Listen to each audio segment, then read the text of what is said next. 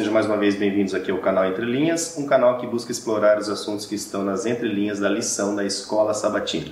Mais uma vez, sejam bem-vindos ao nosso 10º vídeo desse trimestre, ou a 10ª lição, com o título Filhos da Promessa. Nós vamos tratar nesse vídeo todos os versos de Romanos 9, vamos falar bastante sobre o calvinismo, né, porque é onde eles acham muitas fontes das suas teses, dos seus jogos de linguagem.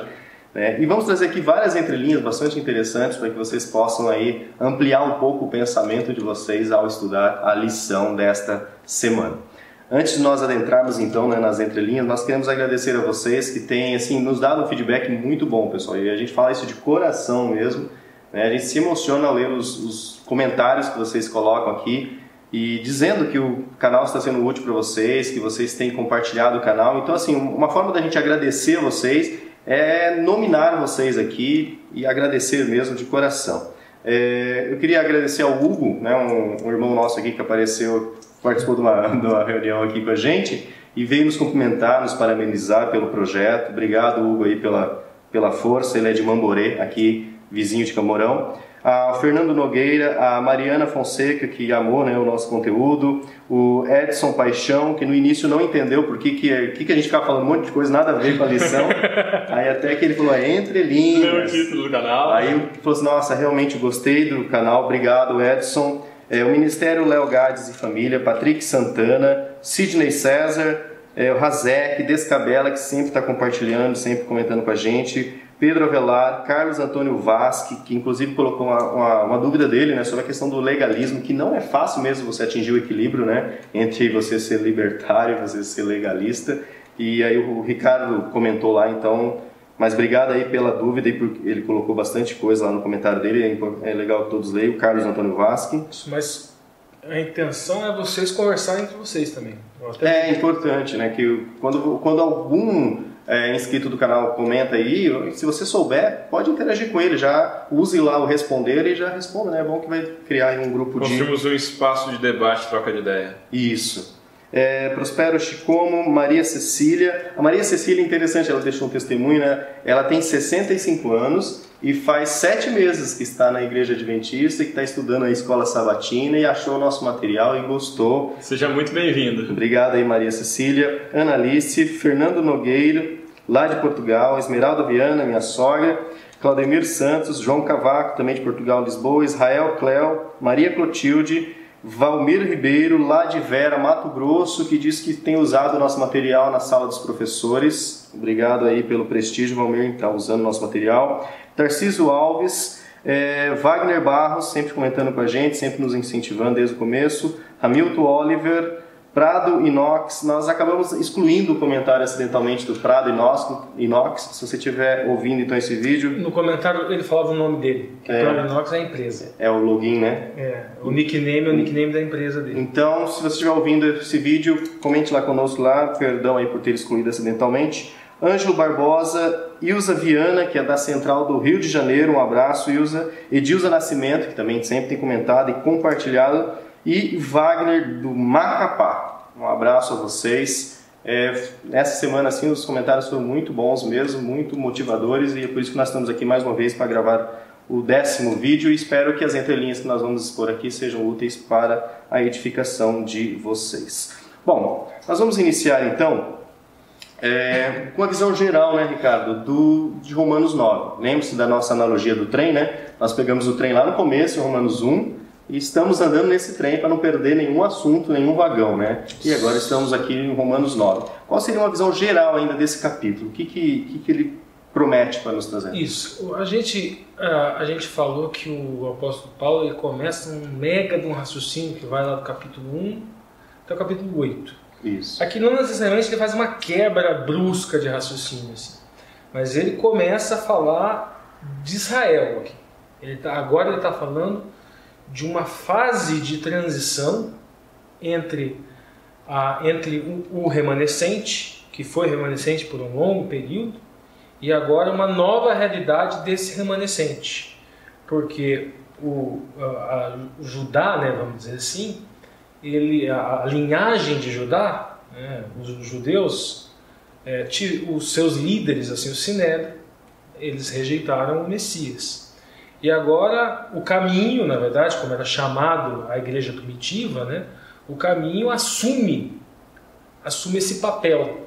E o apóstolo Paulo, no capítulo 9, ele vai trazer a base teórica, assim, vai buscar muita coisa no Velho Testamento, de como isso acontece, essa transição, né? E ele vai falar aqui sobre a nossa ótica de uma eleição, mas que não é uma eleição de um indivíduo para a salvação, mas é a eleição do remanescente. É um grupo, ou é a igreja, ou é o povo, ou é um povo, são os remanescentes que vão assumir um papel de serviço. Então é uma eleição para servir, é uma eleição para exercer um ministério, é uma eleição para exercer um sacerdócio, um trabalho que agora seria desempenhado por um Israel espiritual que era composto por judeus, óbvio, o apóstolo Paulo era judeu, Pedro era judeu, e também por gentios, um pouco diferente do que vinha sendo até então,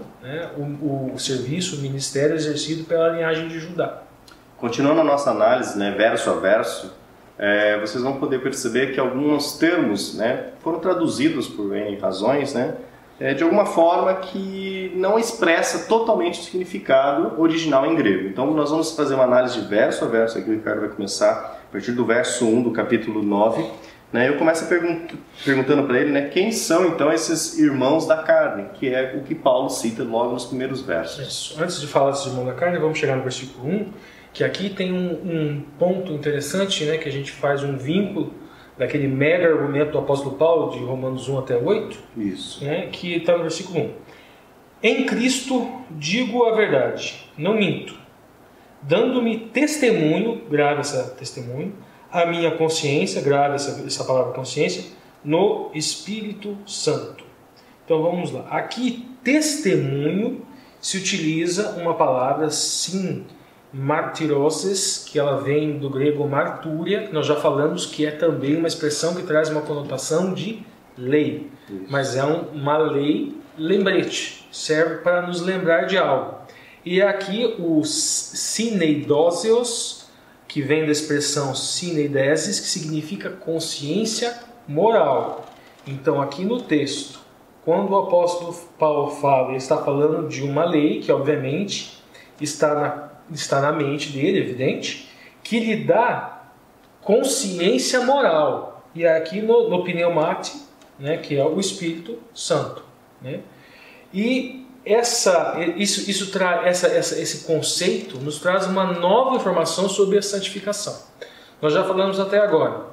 O Espírito Santo nos ilumina, né? Dentro da alegoria do apóstolo Paulo, o binômio que ele usou é o Espírito de Deus nos ilumina para que nós coloquemos a letra da lei na nossa mente. Aí nós teremos na nossa mente, na linguagem do apóstolo Paulo, a lei de Deus. Lei de Deus, nomos telos. E isso vai gerar um conflito com a lei da carne. Esse conflito será solucionado quando o Espírito de Cristo nos fizer cooperar. O Espírito Santo escreve no nosso coração aquela lei e nós conseguimos assim, através do Espírito de Cristo, que é a expressão que o apóstolo Paulo usa, o binômio que ele usa, cooperar. E agora ele fala aqui que nós desenvolvemos então nesse processo de santificação o quê? Nós desenvolvemos na nossa mente uma lei que nos dá testemunho, ou seja, consciência moral. O que seria mais ou menos isso? Veja bem, a lei ela nos traz coordenadas gerais. A instrução ela pode nos dar as coordenadas gerais e abstratas, mas ao longo da nossa vida nós vamos nos deparar por situações concretas e individuais que os princípios daquela instrução nós vamos ter que aplicar. O Espírito Santo, é isso que o apóstolo Paulo está dizendo aqui no versículo 1, nos auxiliará ao aplicar essa lei que está na nossa mente a fatos concretos. Isso seria testemunho da minha consciência. Dentro da minha mente, o testemunho que me daria consciência moral. E o Espírito Santo participando desse processo. Então aqui no versículo 1 a gente trouxe mais essa coordenadazinha, onde mais ou menos a gente fecha o que seria a santificação. Ele usa esse mesmo termo no capítulo 4. No capítulo 3, ele usa esse mesmo argumento no capítulo 3, então não é nada inédito. essa coordenada já estava. Então vamos lá, agora 2. Que tenho grande tristeza e contínua dor no meu coração. Veja bem, não é uma doxologia. Pelo menos acredito eu que não é, porque doxologia geralmente é de alegria. Aparentemente isso está estranho para vocês agora, mas guardem essa informação do versículo 2. Veja bem, ele fala de uma grande tristeza. Essa tristeza é por quem? Evidentemente que é pelo Israel, né? Pelos seus irmãos. A gente vai ver isso nos outros versículos. Porque eu mesmo poderia desejar ser anátema, né? ser colocado de lado, ser excluído, anátema de Cristo, por amor de meus irmãos, que são meus parentes segundo a carne. Ele está falando de quem aqui? Ele está falando da linhagem de Judá, está falando dos judeus. Então ele tem uma dor profunda com relação a algo que está acontecendo ou que os judeus estão fazendo. Que são, daí 4, que são israelitas. Daí agora aqui tem vários pontos interessantes, dos quais é a adoção enquanto filho. A primeira expressão aqui é ruitésias, adoção enquanto filho. Essa adoção enquanto filho, veja bem, ele falou no capítulo anterior sobre ser herdeiro de Cristo e co-herdeiro. Então ele fala para aqueles judeus que negaram a Cristo que a adoção enquanto filhos, enquanto co-herdeiros, também era para eles. Entretanto, eles rejeitaram. Já começamos a entender o porquê dessa tristeza do apóstolo Paulo. Olha, vocês, meus irmãos, meus parentes, foram adotados enquanto filhos, vocês também deveriam ser co-herdeiros no Messias. É importante que no vídeo 9 nós falamos sobre esse processo de adoção e a pergunta foi qual era o papel de Cristo no processo de adoção, já que Cristo não era o pai, né? E aqui ele agora está falando do Israel que nega isso. Aí a expressão aqui, vamos lá, falamos que deles é a adoção enquanto filho e a glória. A expressão grega doxa, que provavelmente se refere a 3 hipóteses. Primeiro, a Shekinah, que é a glória de Deus que estava sobre a arca do concerto. A glória manifesta em carne, o próprio Messias, ou as duas coisas. Eu fico com essa terceira possibilidade, que essa glória é aquela glória manifesta na Shekinah e aquela glória manifesta em carne. Ou seja, também foi dada a eles. Agora vamos lá. Daí outra expressão aqui deles são a aliança, diatekai. Aqui nós temos um problema. A expressão, temos uma variante textual. Em algumas traduções ela vem no singular, em outras traduções ela vem no plural. Na minha a aliança ou as alianças. As alianças. Plural. A sua está no plural. Então, Almeida Revista Atualizada. Em alguns manuscritos, né, nos mais antigos ela está no plural. E nos mais recentes ela estaria no singular. Mas, dentro do contexto, né, o que a gente pode tirar? Se estivesse no singular, ele estaria se referindo à aliança de Moisés. Se estivesse no plural, ele estaria se referindo à aliança Moisés, Isaac, Jacó. Como no resto do texto ele já vai falar, a gente vai ver agora no 5 aqui, Abraão, né? ele vai falar sobre os parentes, né, sobre os patriarcas, a gente vê aqui no 5, dos quais são os pais, né, a expressão aqui é páteres, que no caso patriarcas, eles resolveram traduzir por pais, e dos quais é Cristo, segundo a carne, o qual é sobre todos, Deus bendito eternamente. Nos outros versículos ele vai falar sobre Abraão, Isaac e Jacó. Então provavelmente o plural seria o correto. Isso. Mas são 3 alianças que no fundo é uma aliança sendo passada de herdeiro, né? Mas o fato de estar no plural não quer dizer que são parcelas da aliança que foram sendo dadas para pessoas distintas. Agora aqui no 5. Aqui no 5 a gente tem a gente vai resgatar aquela questão do 2. Faltou um aspecto do 4 ainda, né? Que é deles a legislação, sim, o culto e as promessas. Aqui a expressão grega é nomotésias, né? Que é legislação. Em algumas traduções ela vem por lei. A possibilidade é a seguinte, que como eles tinham a lei, aqui usa legislação e não lei, é a aplicação da lei. Provavelmente no sentido de jurisprudência. A nossa realidade ela é statute law, né? Não é o common law como é nos Estados Unidos, isso ficaria mais claro para eles no common law, onde o juiz abre precedentes, vamos dizer assim. Isso está mais próximo do judaísmo, né? Então, os juízes, na verdade, eles utilizariam aquelas leis espirituais e fariam aplicações a casos práticos. Talvez por isso que tenha sido utilizada essa expressão que foi dada a eles, legislação, se referindo inclusive ao período dos juízes, em que os profetas trabalhavam com essa aplicação daquelas regras gerais a situações individuais e concretas. Moisés, se eu não me engano, faz isso quando ele vai fazer sobre a lei de herança, né? Para o caso de várias filhas que perdem o pai, que não tem nenhum irmão homem para herdar a terra, e elas precisam ser amparadas, precisam receber a herança. Então ele altera a lei sob orientação divina. E aqui agora, onde está escrito que lhe foi dado culto, a expressão grega é latreia, e significa ordenar para serviço. Então aqui a gente fala que a eleição é no sentido de ordenar para servir, uma noção de serviço. E por fim a gente tem lá o Evangelho ou promessa, que são as boas novas. Nós vamos trabalhar melhor isso um pouquinho mais para frente, a questão da promessa, né, do Evangelho.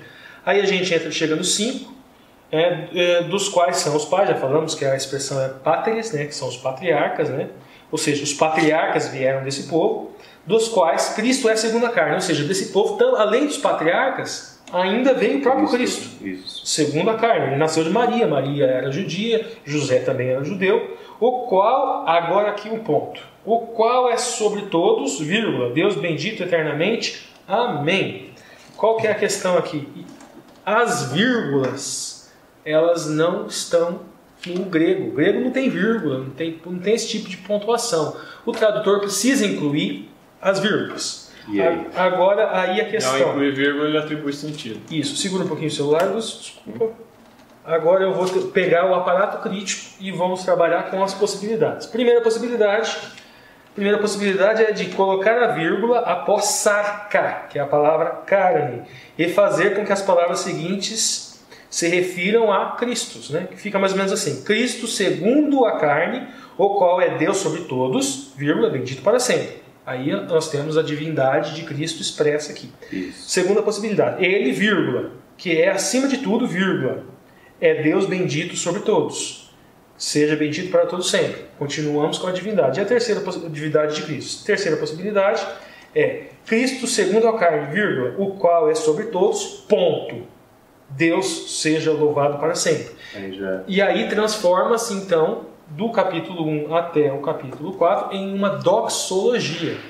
Só que a estrutura das doxologias é completamente diferente. O apóstolo Paulo, em todas as cartas, cria estruturas de doxologia completamente diferentes dessas. Uma doxologia não poderia começar com algo assim: entristece meu coração.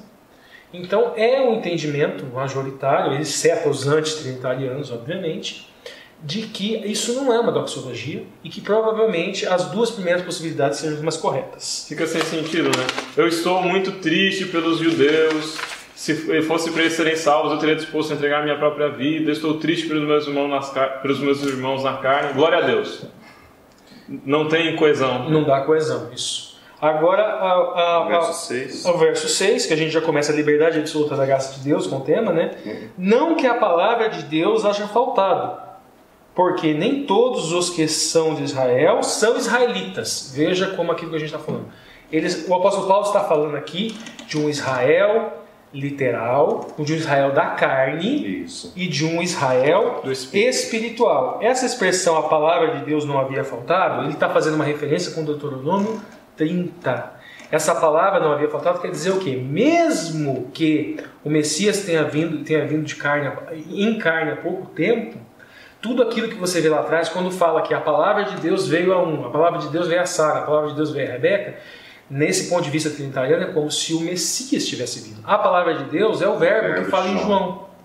Lá em João, a mesma expressão logos é utilizada aqui em Paulo com a palavra. É logos. O logos de Deus não faltou. E lá em João fala, o logos de Deus se fez carne. Então é uma indicativa que quando nós olhamos para o Novo Testamento, quando se utiliza a palavra de Deus, está se referindo a Cristo numa existência pré-encarnada.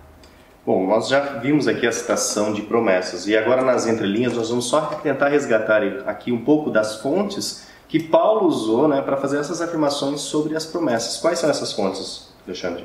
Vamos lá para Gênesis, né? E vamos nos encontrar lá em Gênesis 12, Gênesis 4, antes ainda, com as promessas abraâmicas, né? Só um adendo importante no capítulo 9, versículo 6 em diante, tem uma questão que é um pano de fundo aí. A promessa de Deus, ela falhou? Os judeus rejeitaram Cristo. Os judeus na carne, o Israel na carne, ele se apartou de Deus. Isso significa que as promessas de Deus para esse povo falharam? A rejeição desses judeus na carne, ela seria incompatível com a promessa de Deus? Essa é a questão que está latente aqui. Vamos entender que promessas foram essas, e a gente percebe que foram feitas várias promessas diferentes. A gente pode começar lá no Gênesis, no capítulo 11, quando a gente tem a primeira promessa para Abraão, ou o começo da história de Abraão aqui. A gente tem a história do dilúvio, a gente tem os descendentes depois do dilúvio, né, depois da história da Torre de Babel, os descendentes de Sem, vários descendentes de Sem, e é muito interessante esse paralelo entre a trajetória de Abraão e a história da Torre de Babel. Porque na Torre de Babel nós temos o homem contrariando uma ordem divina, que era: espalhem-se, povoem a terra, sujeitem, e tentando se concentrar num lugar só. E Deus intervém ali para espalhar o povo da terra. E agora Deus, em Abraão, na semente de Abraão, promete uma bênção que vai atingir todos os povos da terra. Então, na iniciativa humana de se reunir contra a vontade de Deus, existe a intervenção de Deus para se espalhar. E na iniciativa divina de um chamamento a Abraão, existe a iniciativa de Deus para reunir em Abraão uma bênção que vai ser derramada sobre todos os povos, né? A gente encontra lá nos versículos finais do capítulo 11 de Gênesis, a figura de Abraão pela primeira vez. Abraão, filho de Terá. Então ele aparece aqui saindo da região de Ur com seu pai e com o seu sobrinho, Ló, filho do seu irmão falecido, né? E Abraão ele vai receber várias promessas de Deus em sequência, dos capítulos 12, 13, 15, várias promessas. A primeira promessa, ela aparece depois da morte do pai de Abraão, quando Deus chama Abraão para agora seguir na peregrinação que seu pai tinha iniciado já. E ela está lá nos versículos de 1 a 3. Eu vou pedir licença para ler. Ora, diz o Senhor Abraão: sai da tua terra, da tua parentela, da casa do teu pai, e vai para a terra que te mostrarei. De ti, agora vem a bênção, de ti farei uma grande nação, e te abençoarei e te engrandecerei o nome. Sê tu uma bênção. É interessante porque o chamado para Abraão é para que ele seja uma bênção.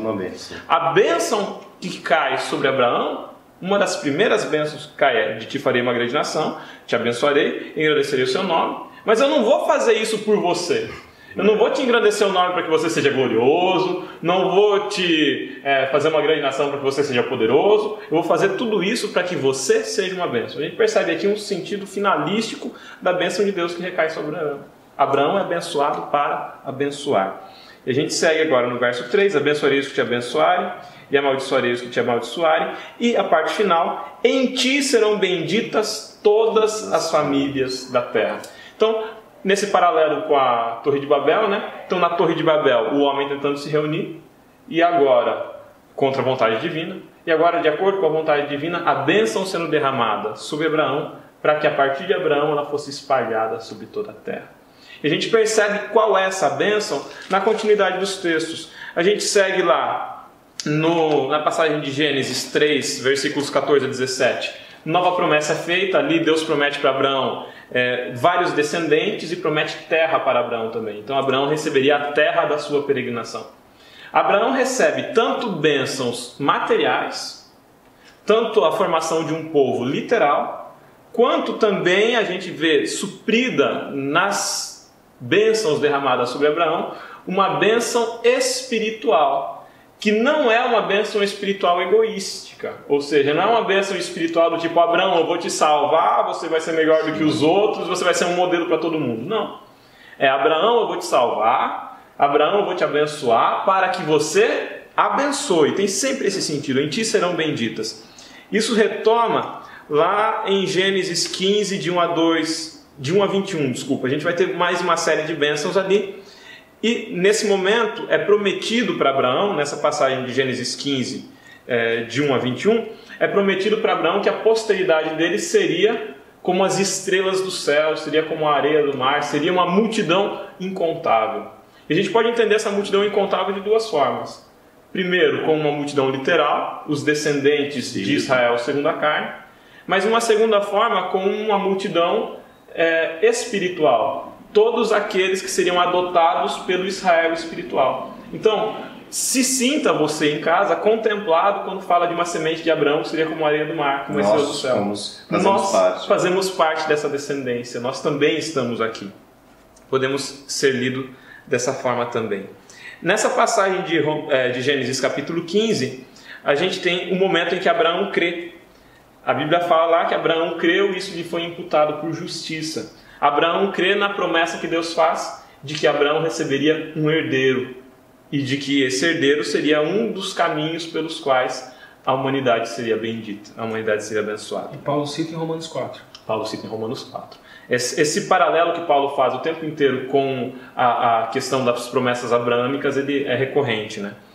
Nessa passagem de Romanos 5 existe uma situação interessante, muito interessante, porque são sacrificados vários animais, esses pedaços são partidos, e nesse momento é feita uma aliança. Então, primeiro Deus imputa justiça para Abraão por causa da sua fé, e depois Deus oferece aliança para Abraão. Depois Deus chama Abraão para uma série de promessas, são partidos animais, e é feito um pacto ali, muito numa relação de contrato mesmo, entre Abraão e Deus. Ali também já é prevista a escravidão do Egito. E a gente segue agora lá para o capítulo 16, e a gente tem no capítulo 16 de Gênesis o nascimento de Ismael, e uma tentativa de Abraão, Sara, de satisfazer uma promessa de Deus pelas suas próprias forças.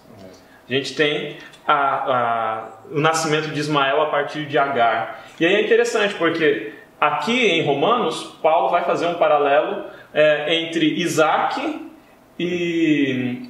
entre Jacó e Esaú, desculpe, os dois filhos de Isaac.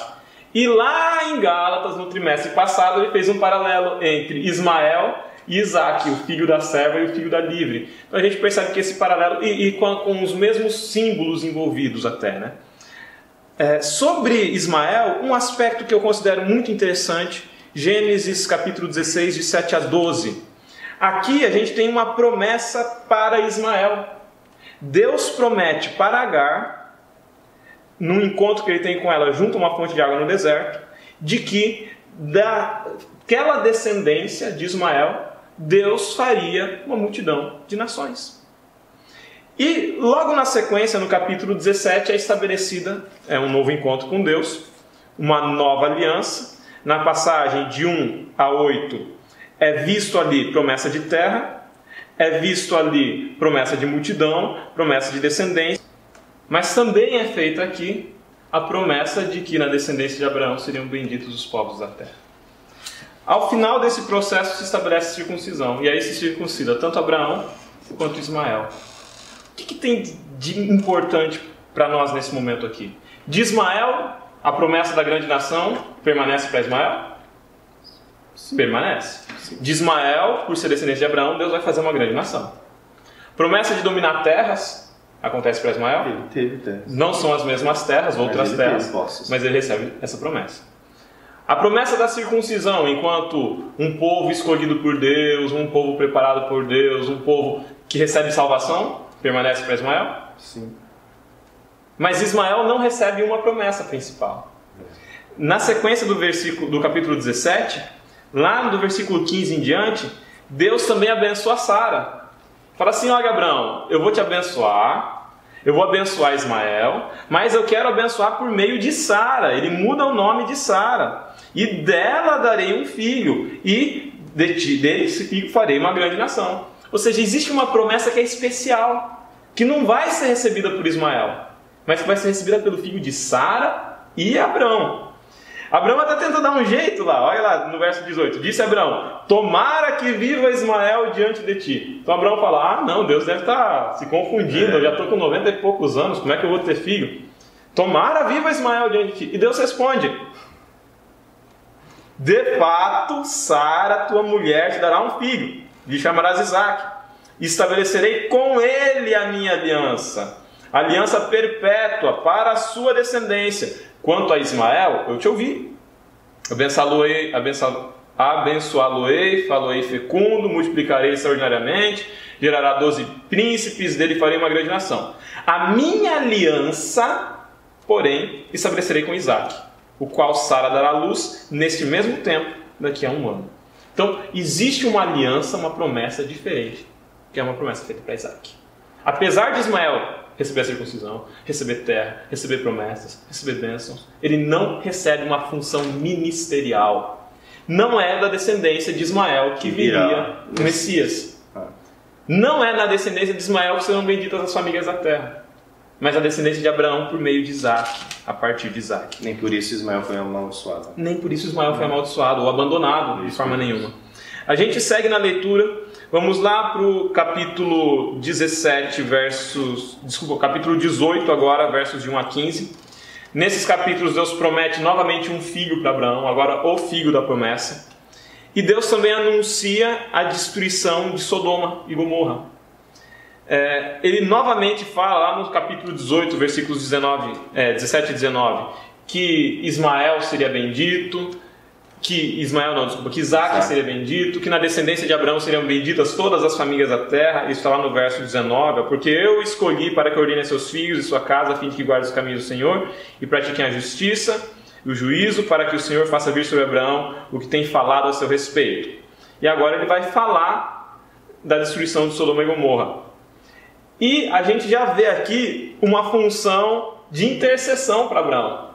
Abraão, do capítulo 18, verso 22 até 33, ele está ocupado em interceder pela salvação de Sodoma. Ah, Senhor, mas e se tiver tantos justos? E se tiver 50? E se tiver 40? E se tiver 30? Então ele vai diminuindo. Abraão está abençoando os povos da terra. Ele está cumprindo o seu papel ministerial. Ele está cumprindo a sua função de intercessão aqui. A gente segue a história, pessoal. E vamos agora, por fim, lá nos capítulos 22... quando Deus exige de Abraão a entrega de Isaque, e a gente tem uma nova confirmação da aliança. No momento em que Abraão ergue seu cutelo e está disposto a não negar a Deus seu único filho, ele recebe a confirmação daquela bênção. E aí a gente tem novamente, lá no capítulo 22, versículos 15 a 18, vou pedir para ler esses aqui também, 15 a 18. Então do céu bradou pela segunda vez o anjo do Senhor e disse: jurei por mim mesmo, diz o Senhor, porquanto fizeste isso e não me negaste teu único filho, que deveras te abençoarei e certamente multiplicarei a sua descendência como as estrelas do céu, como a areia na praia do mar. É interessante porque na Bíblia muitas vezes quando vai falar da multidão de salvos, usa a expressão areia do céu, areia do mar e estrela do céu. Então essa expressão muitas vezes ela é associada aos justos. A tua descendência possuirá a cidade dos teus inimigos. Nela serão benditas todas as nações da terra, porquanto obedecestes a minha voz. E esse momento aqui é um momento especial para a gente entender o aspecto messiânico de Cristo. É o Isaque sendo oferecido para morrer, apontando para Abraão, pedagogicamente, o sacrifício que Deus faria depois ao não negar o seu único filho. A gente tem aqui a promessa messiânica. E a promessa de uma bênção e de um ministério. Então, o ponto que eu quero chegar é: nem toda a descendência de Abraão recebeu a função ministerial. Nem toda a descendência de Abraão recebeu essa promessa de ter uma função de trazer o Messias. Todos receberam bênção, mas alguns receberam uma bênção especial e uma missão especial. E é disso que fala Paulo lá em Romanos capítulo 9. Que a gente já fez sobre é uma bênção, é uma eleição. Para que é essa eleição? Vamos trazer a questão da eleição. Para que é essa eleição de que se fala o tempo inteiro em Romanos 9? O Ricardo já começou a trazer, quando ele fez as palavras introdutórias. Essa eleição não é uma eleição para ser uma grande nação. Essa eleição não é uma eleição para salvação. Mistério. Ismael foi escolhido para salvação? Para salvação? Para ser salvo, sim. Ele foi escolhido para ser um instrumento que ia trazer o Messias ao mundo? Não. Não fazia parte da linhagem dele. A função sacerdotal caberia a Ismael? Não. Depois disso, Abraão teve outros filhos. Lá no capítulo 25, a gente tem os filhos que ele teve com uma concubina depois da morte de Sara, com Quetura. Então, Abraão teve outros filhos. Esses outros filhos receberam a circuncisão? Sim, era filho. Teve outras concubinas. Sim, Abraão teve muitos filhos depois. Receberam a circuncisão, receberam bens, se tornaram grandes nações depois, tiveram o cuidado de Deus, mas não tinham a função sacerdotal. A eleição de que Paulo fala no livro de Romanos, capítulo 9, é uma eleição para um sacerdócio. De ti farei nação santa, sacerdócio real, povo escolhido, exclusivo da parte de Deus. Então, quando se fala em eleição em Romanos 9, está falando de uma eleição para um ministério. Não é de uma eleição para a salvação. Ao contrário daquilo que afirmam os nossos irmãos calvinistas. A promessa de Abraão aqui não é a promessa da salvação. A promessa de Abraão aqui é de se tornar um instrumento pelo qual a salvação viria para o mundo. É uma eleição para um ministério. Vocês percebam, né, nós gastamos aí mais de 30 minutos, né, nessa explanação inicial, mas é porque é importante que para você simplesmente entender as palavras que Paulo está dizendo, se você não tiver esse plano de fundo, esse contexto histórico, essas promessas, você vai isolar esse texto e você, assim, ou você não vai entender nada, né? Ou você vai isolar esse texto e tentar aplicar em contextos completamente diferentes e aí fazer como os irmãos calvinistas, né? Acabam gerando teses que na verdade são até aplicáveis nos versos que eles apresentam, mas ao analisar o contexto, ao analisar o jogo de linguagem que o Ricardo tanto traz aqui pra gente, ao analisar esse plano histórico, né, no fundo, não faz sentido. Então fica aí o apelo para que vocês, principalmente a Maria Cecília, né, aquela senhora de 65 anos, faz 7 meses que é adventista, então não se preocupa, muitos assuntos são complicados às vezes, mas assim, por isso que nós estudamos todos os dias, estamos lendo a Bíblia bastante e buscando o maior material possível. Por quê? Porque isso vai nos ajudar a entender esse contexto que a Bíblia nos traz, para que a gente não caia simplesmente em um verso perdido aí fora do contexto. Agora nós vamos então dar andamentos novamente aqui aos versos 7 até o verso 13 do capítulo 9. E é importante porque, né, no verso 8 nós temos aqui em várias traduções a palavra filhos, sendo que a palavra grega utilizada não significa filhos, significa criança. Então vamos continuar a análise, versos 7, 8, 9, 10, então vamos lá, verso 7.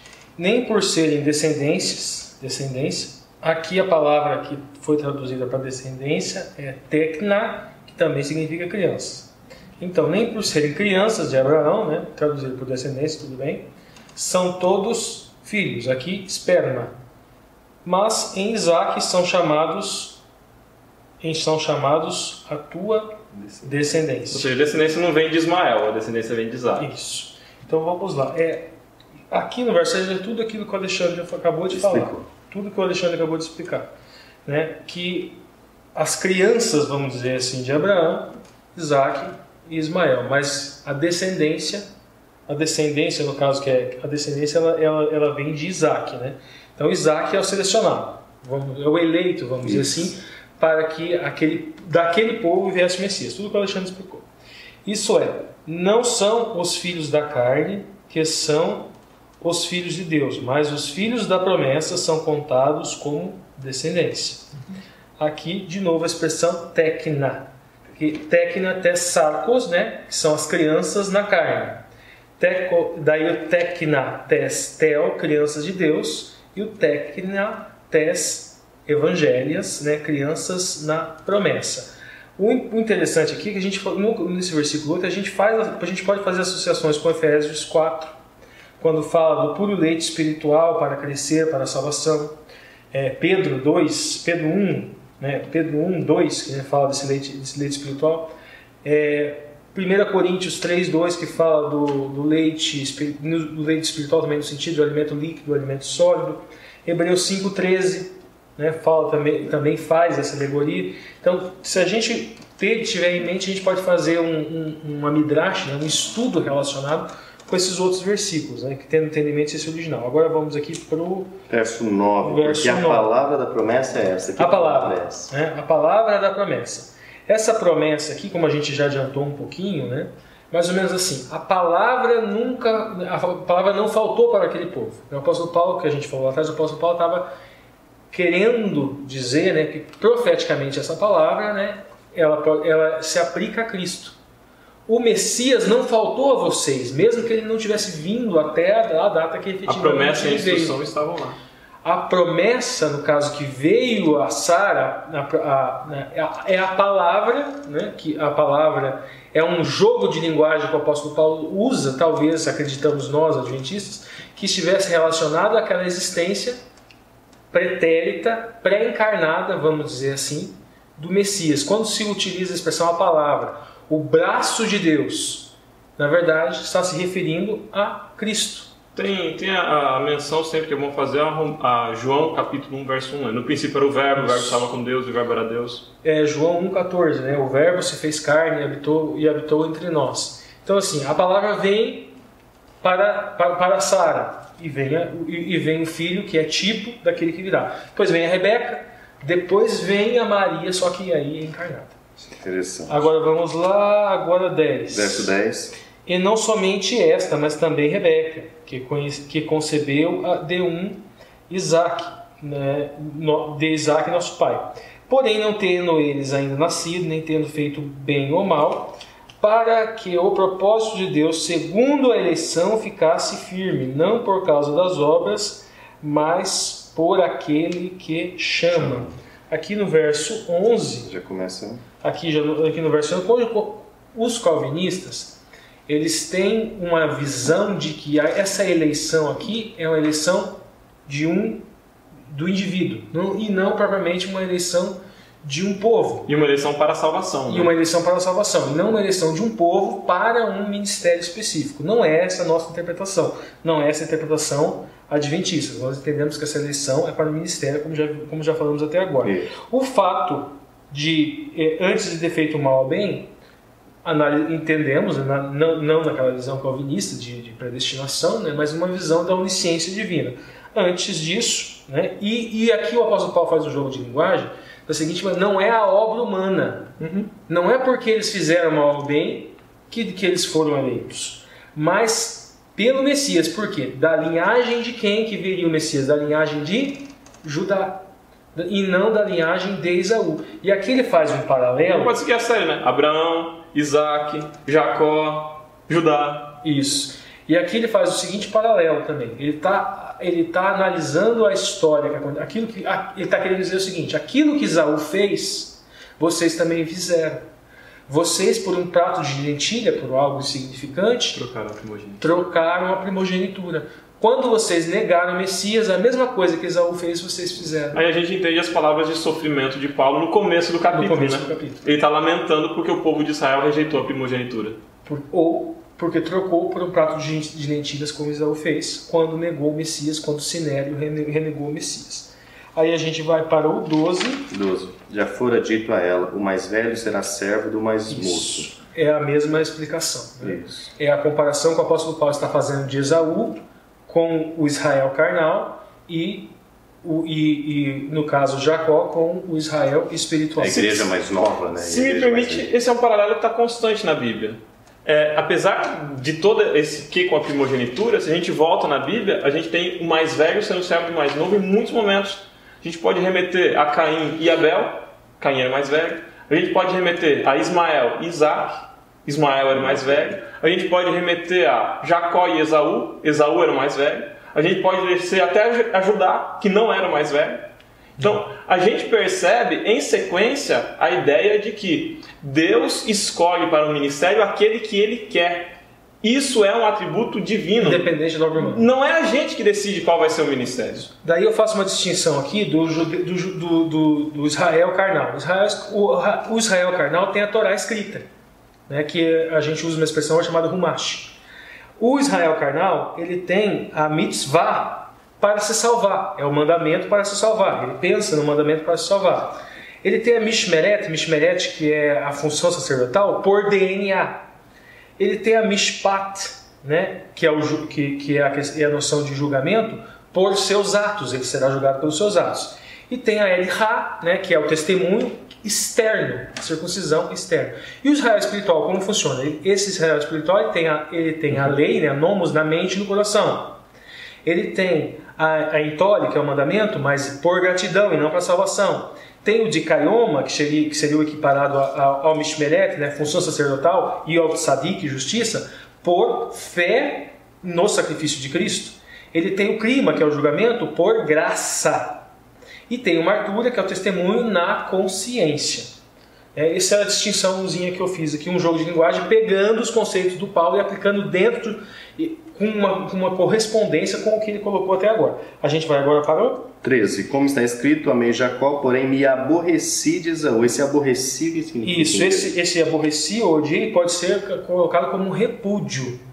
Aquela noção do repúdio da primogenitura. Né? Esse ódio no sentido... Retirei a herança dele. Isso, você não é mais o primogênito, como foi retirado de Rúben, e como foi depois retirado de Simeão e Levi, e acabou caindo nas mãos de Judá. E como foi retirado do Israel serviria que de certa forma serviria o irmão mais novo, que é o Israel espiritual. Exatamente. Encerramos agora então os assuntos de domingo, né, com aproximadamente 40 e poucos minutos. Chegamos até domingo. Agora vamos para a segunda-feira com o assunto sobre eleitos. Na verdade, nós já tratamos com eleitos, nós vamos trazer agora aqui, explorar um pouco as entrelinhas, porque nos versos 14, 15, 16, os próximos versos, são usados, né, como base fundamental dos calvinistas, para que eles, no seu jogo de linguagens, punham em forma suas teses. A pergunta que eu faço para o Ricardo, ele vai continuar a leitura verso a verso, é como que eu devo ler de uma forma mais clara esses versos 14, 15 e aí por diante, para que eu não caia nessa questão, porque tem uma coisa aqui, né, terei misericórdia de quem me aprover ter, então parece que Deus realmente há essa pré-eleição. E aí?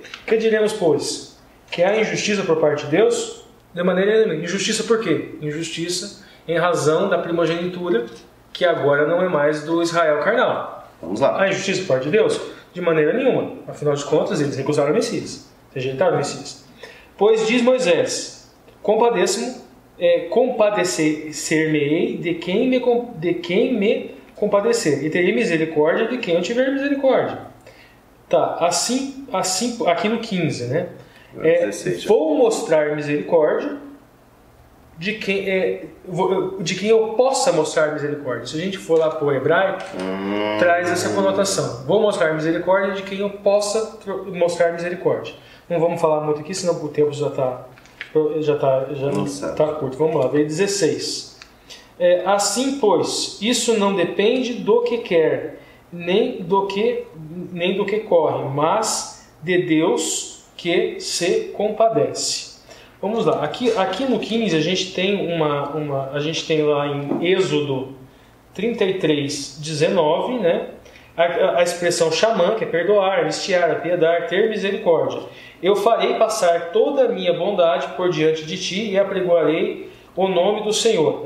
Isso daqui, dentro desse contexto, era Moisés tendo um encontro com Deus, né? Isso, era Moisés tendo esse encontro com Deus. Então essa passagem aqui faz uma referência lá com Shemut 33, 19. A gente está no verso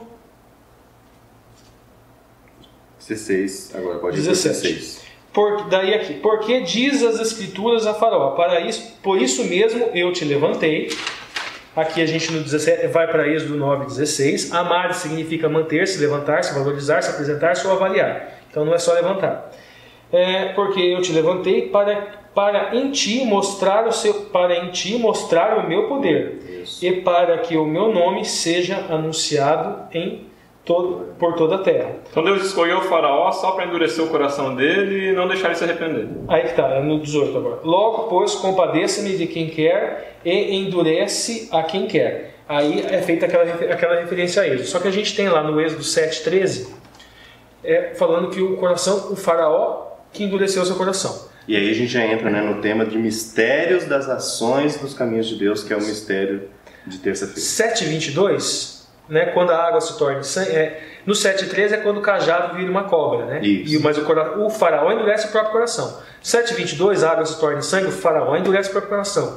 8,15 lá nas rãs, o faraó endurece o próprio coração. 9,7 no 8,18 dos piolhos, o faraó endurece o próprio coração. 8,32 na praga das moscas, o faraó endurece o próprio coração. Aí chega no 9,12, aí o Senhor endurece o coração. Essa expressão endurecer o coração a gente vê que é óbvio, é uma expressão idiomática, que significa o quê? Olha, você endureceu seu coração 1, 2, 3, 4 vezes. Bom, então tudo bem, então agora eu vou endurecer.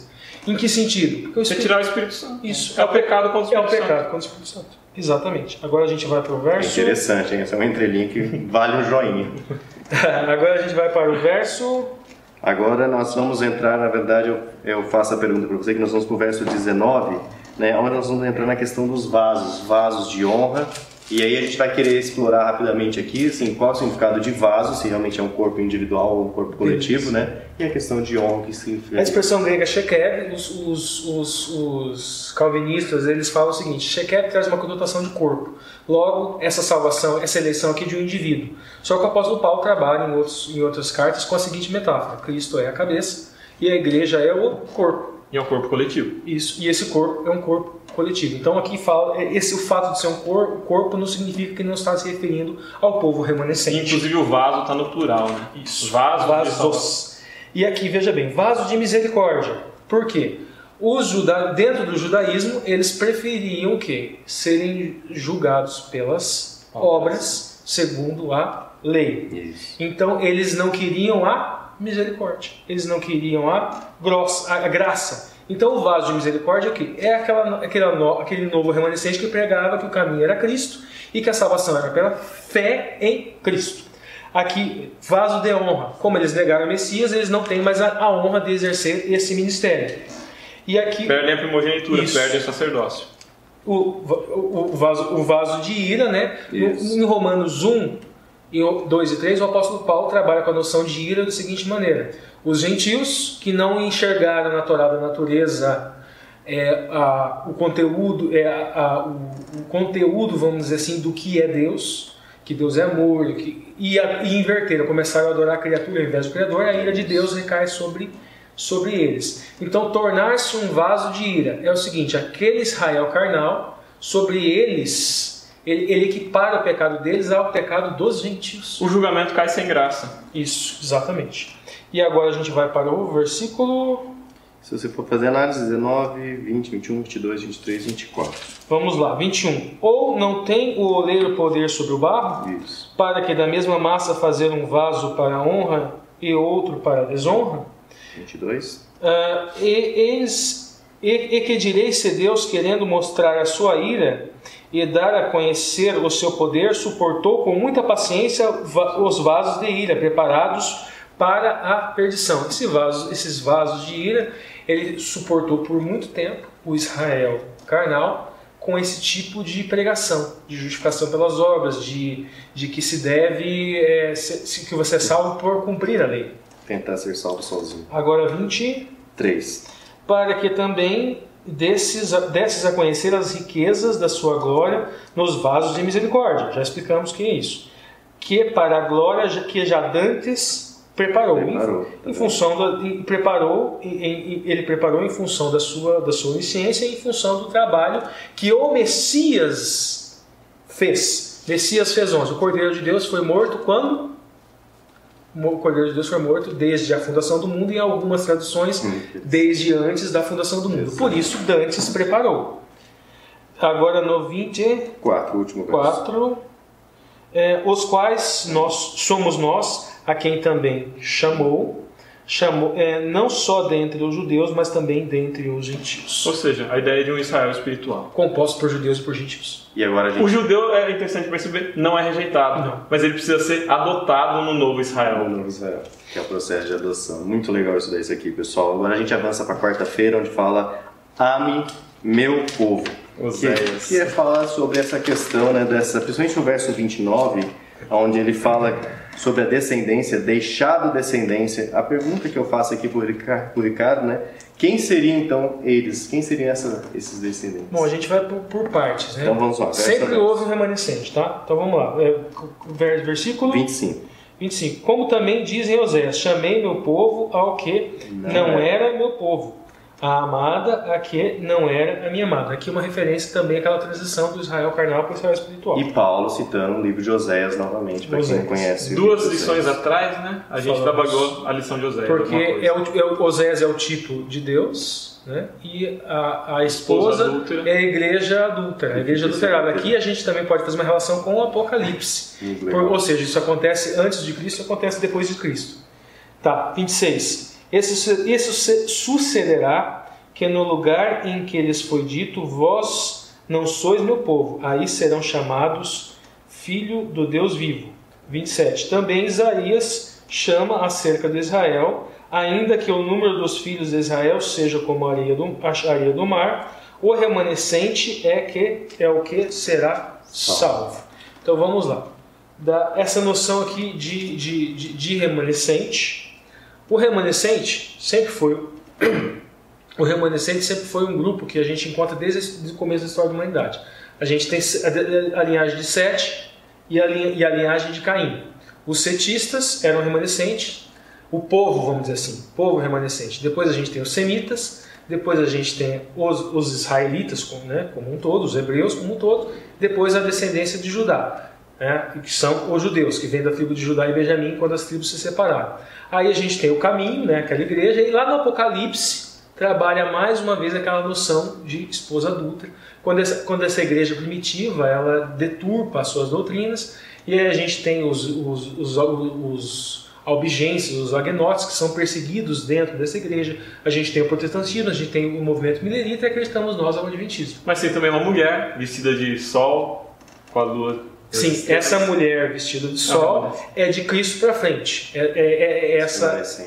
Essa descrição que fala em Apocalipse, que vai da igreja primitiva, que era católica, apostólica, quando se torna romana se prostitui, começa a perseguir aqueles que são realmente filhos de Deus, valdenses, albigenses, agnósticos. Aí chega o protestantismo e a reforma, não conseguem formar o movimento milerita, remanescente, faz parte desse corpo, e o adventismo, acreditamos nós, faz parte desse corpo. Agora a gente tem 28. Vamos lá, 28.